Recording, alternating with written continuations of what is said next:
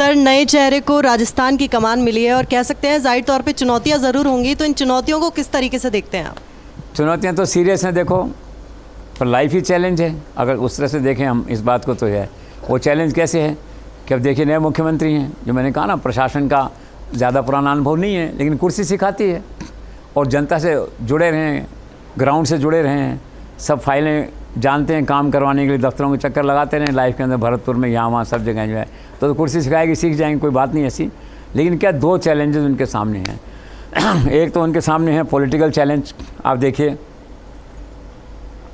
और दूसरा उनके सामने है गवर्नेंस के चैलेंज।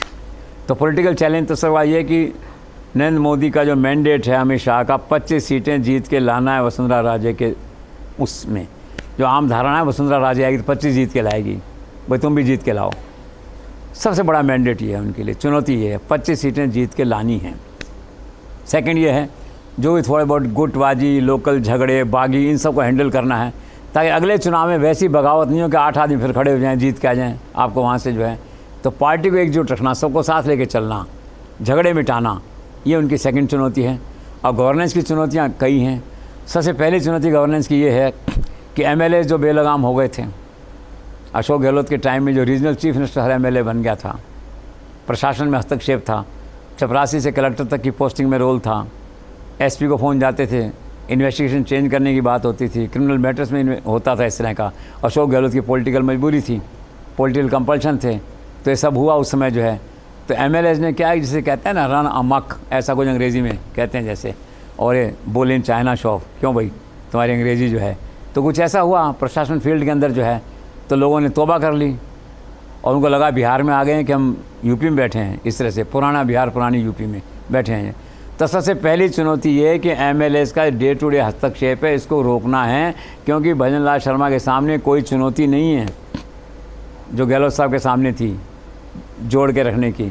115 हैं, अमित शाह का डंडा है, कोई चिंता नहीं है किसी बात की, चलाइए आप इसको जो है। तो पहली चुनौती ये कि एमएलएज को कहना है कि तुम एमएलए हो, एमएलए ही रहो, एमएलए का रोल करो, रीजनल चीफ मिनिस्टर मत बनना। ये सबसे बड़ी चुनौती है उनके सामने। फिर दूसरी चुनौती है उसके सामने लॉ एंड ऑर्डर की। ठीक, अब कितने मर्डर क्राइम ये अपार्ट फ्रॉम महिला दुष्कर्म जो लॉ एंड ऑर्डर है, अभी देखा दिन दहाड़े कैसी हुई, वो तो सलाम टू जयपुर पुलिस, उन्होंने पकड़ लिया उन लोगों को, नाम हो गया, ठीक है ना, 3 टॉप ऑफिसर लगाए उन्होंने और पकड़ में आ गए उनके। लेकिन ये घटनाएं अगर आप जोड़ के देखोगे तो राजस्थान भी बिहार और यूपी उस तरह से पुराने वाला बनता जा रहा है कि लोगों को डर ख़त्म हो गया है। लोग शूट करते हैं, कहते हैं मोबाइल पे दिखाएंगे, इसको शूट करेंगे, चाहे जैसलमेर राजसमंद का केस हो, चाहे ये केस हो, वहाँ पे जो है। तो कई लोग ये कहते हैं कि यूपी की तरह यहाँ भी 50 एनकाउंटर करना ज़रूरी है, उस कल्चर को लाना पड़ेगा यहाँ पे, ऐसे लोग कहते हैं इस तरह की जो है।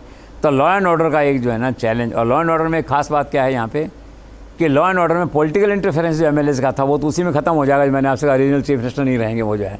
दूसरा जो ब्यूरोक्रेसी की बात है, तो एक अच्छी बात है कि राजस्थान पुलिस में एक मेरिट है, अधिकांश पुलिस अफसर फील्ड में और टॉप जो ब्यूरोक्रेसी है पीएचक्यू की जो है, वो सारे कंपेरेटिवली कॉम्पिटेंट और इंटीग्रिटी वाले लोग हैं। डीजी है, जैसे उसके नीचे एडीजी हैं और हैं, मतलब 70-80% कम से कम आप कह दीजिए कि परफेक्ट जैसे ए कैटेगरी के लोग हैं, ऑफिसर्स हैं। तो पुलिस की हर ब्यूरोक्रेसी जो है ना पुलिस की, वो अच्छी है यहाँ पे जो है। लेकिन फिर भी क्या है कि लॉ एंड ऑर्डर को तो हैंडल करना पड़ेगा ना आपको जो है। और तीसरी चुनौती मैंने कहा आपसे क्राइम और ये सब है।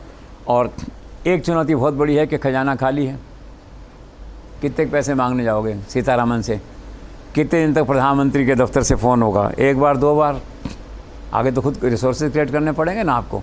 अब वो अलग बात है कि जीएसटी की रेवेन्यू बढ़ गई है, माइनिंग की रेवेन्यू बढ़ गई है, अब ठीक से अगर वो ले लेंगे। अब एक तो ये होता है ना कि जैसे अखिल लोढ़ा लगे हुए हैं फाइनेंस सेक्रेटरी, मान लो आनंद फान में आपने आते हटा दिया कि ठीक है हट गए तो हट गए, अरे कुछ ज्ञान तो ले लो, कुछ एक्सपीरियंस, 1 महीने बाद हटा देना, हटाना है तो आप समझ तो लो, गुणा भाग समझ लो, अर्थशास्त्र तो समझ लो उसका कि इकॉनमी है क्या राजस्थान की।